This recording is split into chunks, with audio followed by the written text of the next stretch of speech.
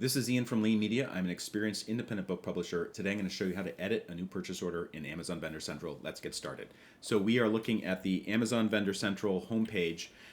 Right, helpfully at the top of the page, you'll see a little tile that says Confirm Purchase Order. So I'm going to click on that first. This basically shows me the new purchase orders that I haven't confirmed yet, and it gives me the option to edit them too. I'm going to show you how to do that. So the first thing I'm going to do is I'm going to select this purchase order. There's only one here, and I'm going to open it. And by the way, there's a couple important things that I'm looking at when I'm looking at this particular purchase order summary. One is where it's going to be going, because that gives me an idea of how much I have to pay for shipping.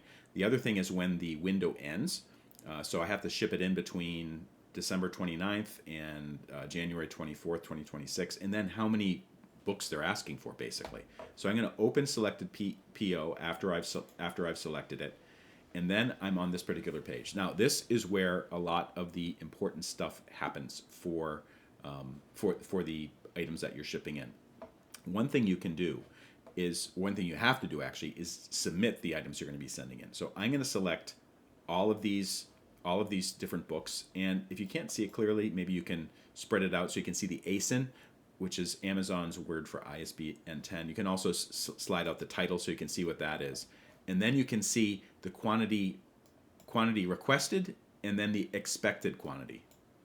So this is actually the really important thing, because let's say that this particular item, Google Sheets, they're asking for 57, but I only have 50 available. All I need to do is basically select the number. It's kind of highlighted in yellow, and then I'm going to change it from 57 to 50. The other ones, they look like they're okay, and actually Amazon has basically pre-selected that number, the requested number, so I might just leave those as is.